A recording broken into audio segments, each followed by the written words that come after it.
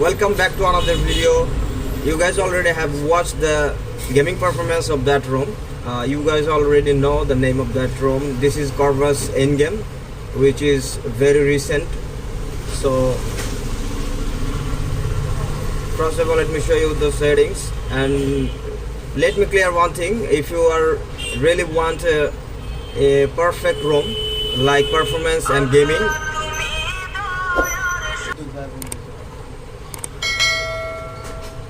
so here you guys can see the Corvus version, which is 9.0, recently released, which is unofficial, but that's not a problem.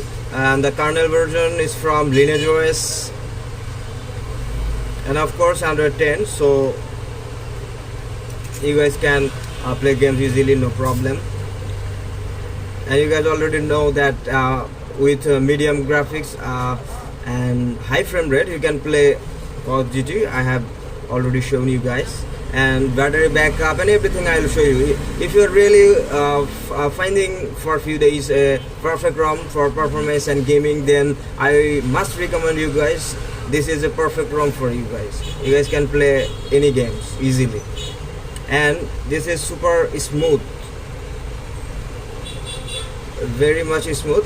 This is a regular refresh rate from 60 Hz, but when you touch that, you will feel it's more than 60 Hz you will feel. And if you ask me about Magisk CTS profile, I have taken the screenshot, so you guys can see the CTS profile is false, and I have already provided a video how can you make that true from false. So I'll drop the link in description, no problem. You guys can check it out. And the battery backup, let me show you, it's amazing. You guys can see here screen on time is 7 hours and 37 minutes, and still I have 40%. You guys can see here the 40% battery backup is remaining. So one more screenshot, you guys can see here, when the battery was 54%, I have already got screen users. So I hope you guys already have a clear idea about battery backup. Now let's talk about some features or settings. And if you guys already used Corvus OS, then you will already know the features. Review Slayer, you guys can see here the notification and miscellaneous. Everything, every required features you will get in that ROM, so you don't need to be disappointed. You guys can see here the double tap to sleep and swipe to screenshot. Let me show you. It's working perfectly, everything.